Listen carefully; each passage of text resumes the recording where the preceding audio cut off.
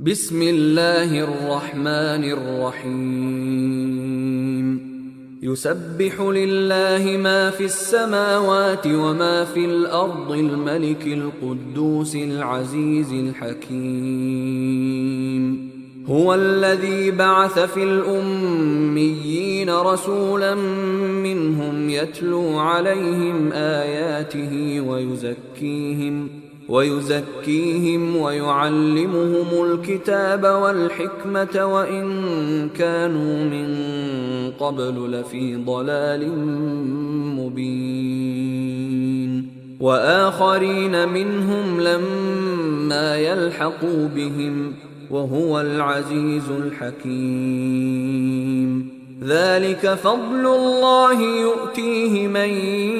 يشاء والله ذو الفضل العظيم مثل الذين حملوا التوراة ثم لم يحملوها كمثل الحمار يحمل أسفارا بئس مثل القوم الذين كذبوا بآيات الله والله لا يهدي القوم الظالمين قل يا أيها الذين هادوا إن زعمتم أنكم أولياء لله من دون الناس فتمنوا الموت إن كنتم صادقين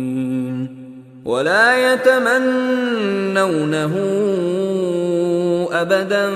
بما قدمت أيديهم والله عليم بالظالمين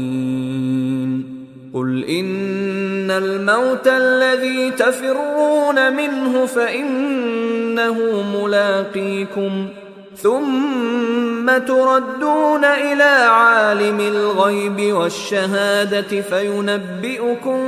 بما كنتم تعملون يا أيها الذين آمنوا إذا نودي للصلاة من يوم الجمعة فاسعوا إلى ذكر الله وذروا البيع ذلكم خير لكم إن كنتم تعلمون فإذا قضيت الصلاة فانتشروا في الأرض وابتغوا من